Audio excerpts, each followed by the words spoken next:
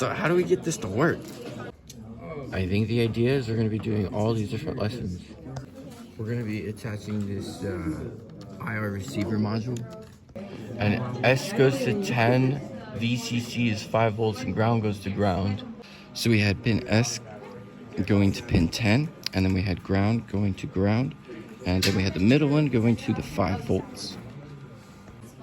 So we were given the code, but first we're going to go to Sketch, and then we're going to include the library that we downloaded, which was the IR remote.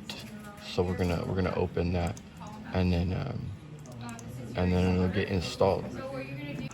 So now we can just verify the code, and then we can upload it, and see what happens. The pin and the PCB.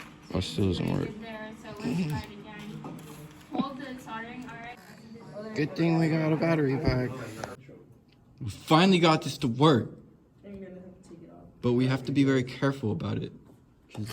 Sometimes it works and sometimes it doesn't. Jesus.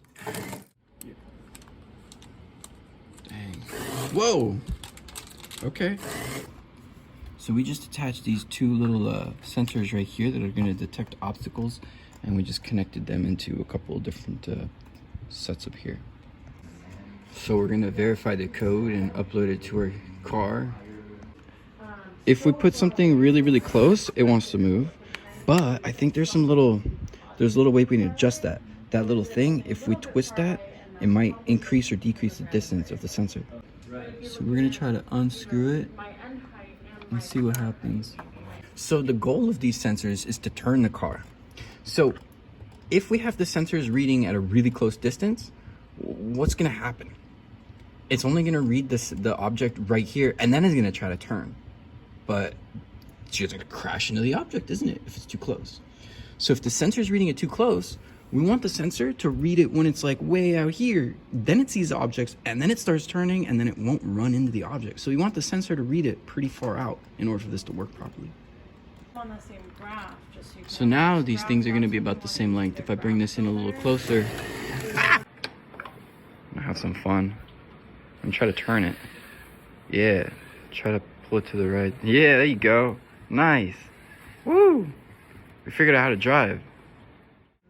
This next project is going to be about making the car follow a track, a little line that we set up. So this piece is actually going upside down on the car. And apparently these little lights down here are going to be sensing the line that we have drawn.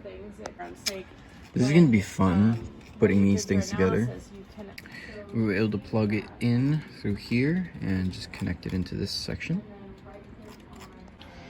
So we've uploaded the code here, and yeah, let's see if this runs. Alright, check this out. This is insane, guys. You've never seen anything like this. This is like space race.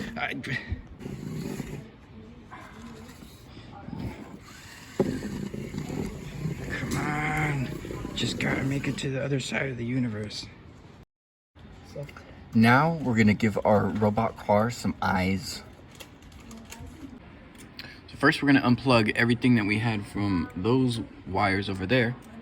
And then we're also gonna attach the servo right here. And we're gonna see what it plugs into.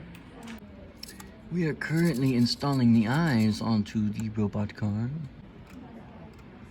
Nice, look at that. We have also added a buzzer module to this side of the car. Now we're gonna try to figure out how to link all these pieces we just added. We have finally attached all the wires from this thing, and well, looks good. All right, here we go. Let's check this out.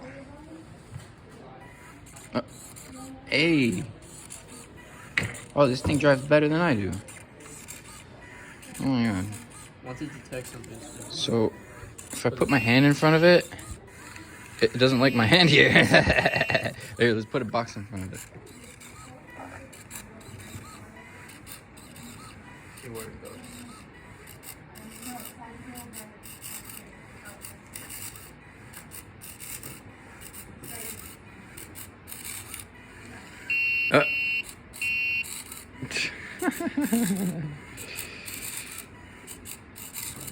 Good job.